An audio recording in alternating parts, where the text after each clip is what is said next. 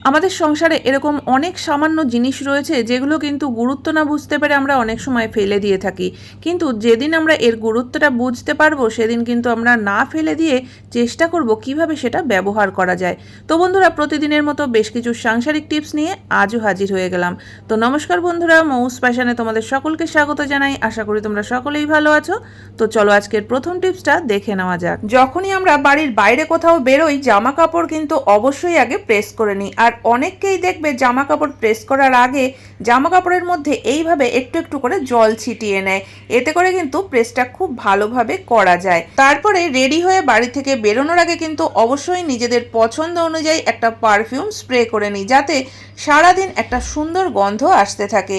আর এই গরমকালে কিন্তু দেখবে যে যতই আমরা পারফিউম স্প্রে করি না কেন, কিছুক্ষণ পর থেকেই কিন্তু সেই গন্ধটা আর থাকে না, বরং ঘামের একটা বাজে গন্ধ আসতে থাকে। তো যখন আমরা জামা কাপড়গুলো এরকম জল ছিটিয়ে স্প্রে করব, তো তার আগে কিন্তু এই জলের মধ্যে আমরা কিছুটা পারফিউম স্প্রে করে নিতে পারি। সরাসরি জামা কাপড়ে পারফিউম স্প্রে করলে তার গন্ধটা কিন্তু অতক্ষণ থাকে না। যদি আমরা এইভাবে জলের মধ্যে পারফিউমটা মিশিয়ে তারপরে স্প্রে করে দিই আর তারপরে প্রেস করি, তাহলে কিন্তু দেখবে গন্ধটা অনেকক্ষণ পর্যন্ত থাকবে। তবে যদি তোমাদের স্টিম আয়রন হয়, সেক্ষেত্রে কিন্তু তোমরা আয়রনের মধ্যে পারফিউম মেশানো জলটাকে দিয়ে তারপরে প্রেস করতে পারো। সেক্ষেত্রেও কিন্তু দেখবে জামা কাপড় থেকে একটা সুন্দর গন্ধ আসবে আর আলাদা করে জল ছেটানোর কোনো প্রয়োজন হবে না। তো গরমকালে এই ট্রিকটা অবশ্যই ফলো করে দেখতে পারো, আশা করি সুফল পাবে।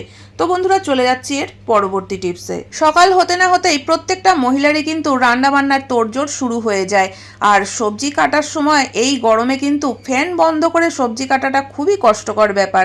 কিন্তু যখন আমরা পেঁয়াজ বা রসুনের খোসা ছাড়াই, তখন যদি আমরা ফ্যান চালিয়ে রাখি, তাহলে কিন্তু কাজ দ্বিগুণ হয়ে যায়। কারণ এই খোসাগুলোই সারা ঘরে উড়ে বেড়ায়, আবার আমাদের ঘরটাকে ভালোভাবে ঝাড় দিয়ে পরিষ্কার করতে হয়। আর যদি ফ্যান বন্ধ করে কাজটা করতে যাই, তাহলে কিন্তু কষ্ট দ্বিগুণ, কারণ এই গরমের মধ্যে ফ্যান বন্ধ করে কোনো কাজ করাও কিন্তু মুশকিল।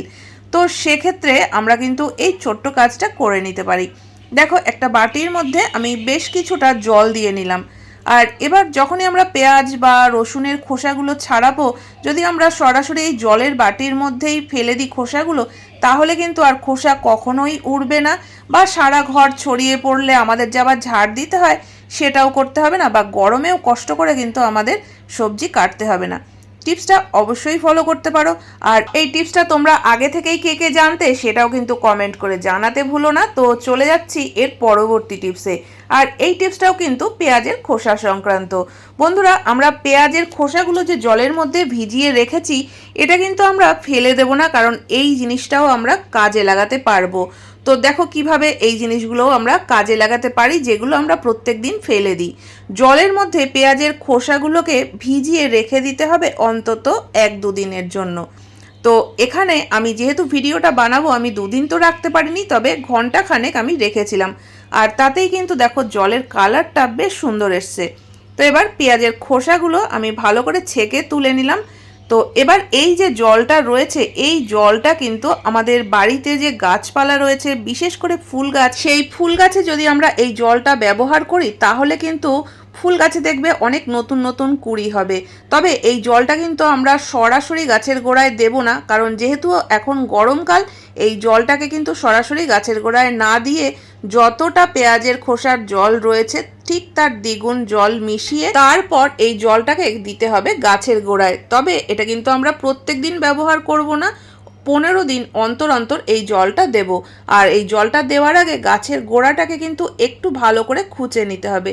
তো এই কাজটা যদি আমরা মাঝে মধ্যে করতে পারি, তাহলে কিন্তু দেখবে গাছে অনেক নতুন নতুন কুঁড়ি আসবে, গাছ কিন্তু ফুলে একদম ভর্তি হয়ে যাবে। আর যদি কখনো দেখা যায় যে গাছে পোকা লেগে গেছে, পোকাগুলো ফুলের কুঁড়িগুলোকে কেটে দিচ্ছে বা পিঁপড়ে হয়েছে, সেক্ষেত্রেও কিন্তু তোমরা এই জলটাকে গাছে স্প্রে করে দিতে পারো। তো চলে যাচ্ছি এর পরবর্তী টিপসে। সারাদিনে কিন্তু আমাদের কাজের কোনো শেষ নেই, আর তার মধ্যে যেসব কাজগুলো আমাদের প্রত্যেক দিন করতেই হবে, ঘর ঝাড় দেওয়া, বাসন মাজা, রান্না বান্না, এসব তো আছেই। তো সেই কারণে অনেক সময় আমরা কি করি, কাজের একটু সুবিধার জন্য কারো হেল্প নিয়ে থাকি। তো বন্ধুরা, বাসন মাজাটা যদি আমরা নিজেরা না করে কারোর হেল্প নিয়ে থাকি, তাহলে অনেক সময় কিন্তু দেখা যায় যে বাসনগুলো হয়তো ঠিকঠাক মতো পরিষ্কার হচ্ছে না। বিশেষ করে যেসব বাসনগুলো একটু ফুল করা, একটু ডিজাইন করা, সেগুলোতে কিন্তু দেখবে আস্তে আস্তে নোংরা জমতে থাকে। যে বাসনগুলো একদম প্লেন, কোনো ডিজাইন নেই, সেগুলো যদি পরিষ্কার থাকেও এই ধরনের ডিজাইন করা বাটি হোক বা থালা বা যে কোনো কিছুই হোক, দেখবে তার মধ্যে কিন্তু একদম নোংরা জমে যায়, আর তখন এই বাটিগুলো বা এই বাসনগুলো ব্যবহার করতেও ইচ্ছে করে না। এখানে আমি যে কড়াইয়ের ঢাকনাটা নিয়ে নিয়েছি সেটারও কিন্তু দেখতেই পাচ্ছ যে কোনায় কোনায় অনেক নোংরা জমে রয়েছে, আর এটা কিন্তু প্রত্যেক দিন ভালোভাবে মাজা ঘষা করা হয়, কিন্তু তারপরেও এই যে কোনায় নোংরাগুলো জমেছে, এগুলো যদি আমরা মাঝে মধ্যে করে একটু পরিষ্কার না করে নিই তাহলে কিন্তু নোংরাগুলো একদমই জমে যাবে, আর তখন কিন্তু পরিষ্কার করাটাও একটু অসুবিধাই হবে। তো এই সরু জায়গায় পরিষ্কার করাও কিন্তু মুশকিল, কারণ একদম ভিতরে নোংরাগুলো জমে গেছে। তো সেক্ষেত্রে নিতে হবে এরকমই কোনো ছুঁচলো জিনিস, তোমরা সেফটি পিনও নিতে পারো বা টুথপিকও নিতে পারো, যে জিনিসটা তোমাদের হাতের কাছে রয়েছে সেটাই নিতে পারো। আর সেই জিনিসটা দিয়েই এরকম যদি একটু খুঁচিয়ে দেওয়া হয় পুরো চারিদিকটা, তাহলে কিন্তু দেখবে এর ভিতরে যত নোংরা জমে রয়েছে সেগুলো কিন্তু আস্তে আস্তে উঠে আসবে। তো এরকমভাবে মাঝে মধ্যেই একটু পরিষ্কার করে নিলে আমাদের প্রত্যেকটা বাসন কিন্তু একদমই পরিষ্কার থাকবে। এখানে তোমরা দেখতেই পাচ্ছ, দেখো যতটুকু নোংরা ছিল টুথপিক দিয়ে কিন্তু আমি সমস্তটাই বের করে ফেলেছি।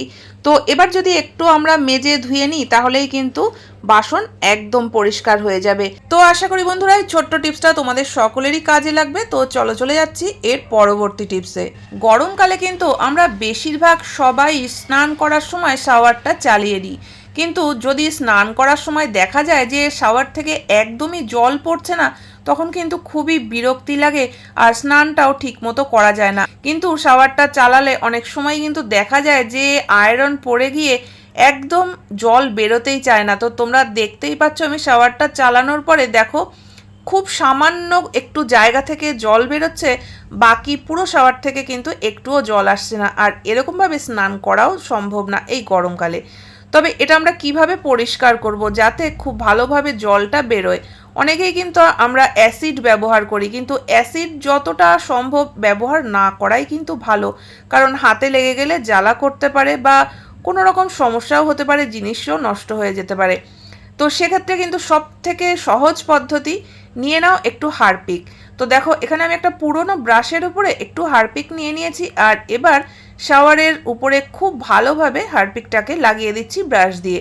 তবে একটা জিনিস কিন্তু অবশ্যই মাথায় রাখতে হবে, যদি স্টিলের হয় তাহলে কিন্তু হারপিক লাগানো যাবে না, কারণ তোমরা অনেকেই জানো যে স্টিলের জিনিসের উপরে যদি হারপিক লাগানো হয় তাহলে কিন্তু জিনিসটা কালো হয়ে যাবে।